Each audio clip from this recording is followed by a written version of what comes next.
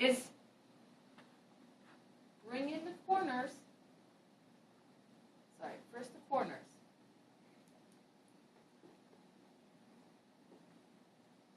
Now, these vertices, let's just say this was an organic surface, sort of like bigger, right?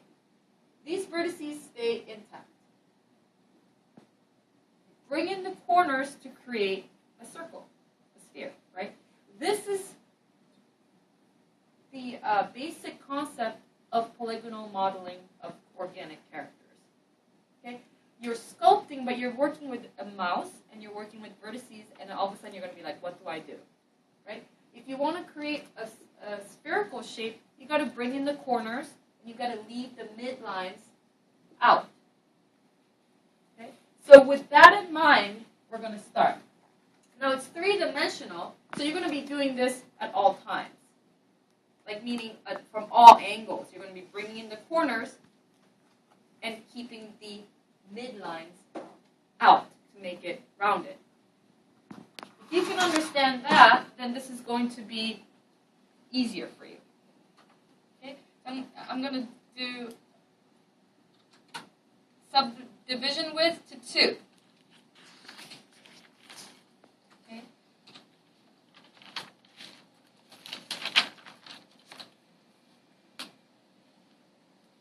Just examining the size here.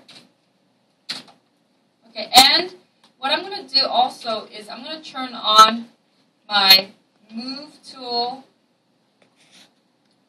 not soft select. So you can reset tool here. Make sure your soft select's not selected. I'm going to turn on my reflection tool.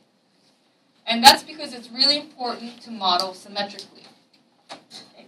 And I'm going to go into my vertex mode and start using these images because we took the time to create them in Photoshop, and now we can use them to help us. Okay, I'm just grabbing these corners first and going into my side view. Side view is a little bit trickier, so I'm going to just kind of start. Now, there's no real right or wrong. Don't be afraid to just start moving those verts around.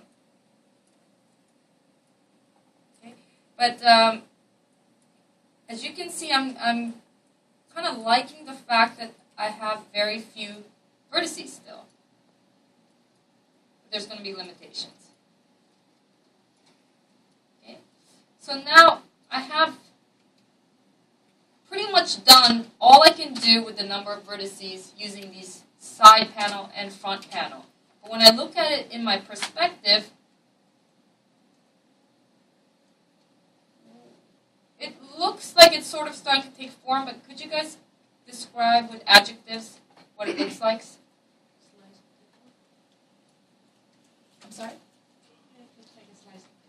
It looks like a sliced potato. Well, it looks like it's kind of flat, right? Yeah, so exactly. Using that concept I was talking about, okay, I'm going to grab these corners and round it out. Now, I do this in the perspective first because if you do it in the orthographic views, it's a little bit less intuitive. So it's the right. I'm moving it in the X and the Z. Notice that it's happening on both sides at once.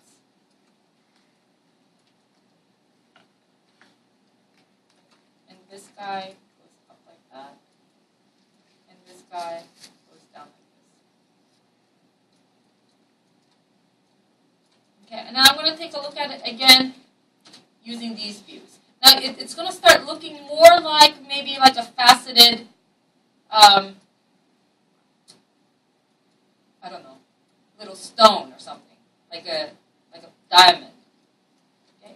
Just make sure that you're moving your midline, you're not changing it and going asymmetrical. Okay? In this view, you're going to notice that you're going to want more, just more vertices, right? Okay, so at this point, you can either insert loop, insert edge loop tool under edit mesh, like that, and start modeling and sculpting it more. Or you can also smooth this to the degree of just 1. So you can just reset it and smooth. And start with more increased vertices. Okay? Now what's happening is when you smooth it, it gets smaller. Because smooth will just average out your shape. So you can just, with everything selected, scale it out. Okay? And then start moving your vertices around. But notice this. This is no longer a shape that's just got straight longitude and latitude lines. The topology of this is already true to this drawing. Okay, because you did that preliminary work of placing the main vertices where it's supposed to go, now the flow of your lines are going to be true to that face or that muscular structure.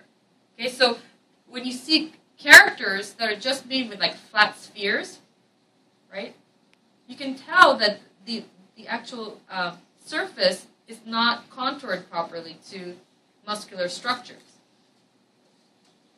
But now the flow of this is already going to be true to this shape. Okay, the reflection tool should still be working.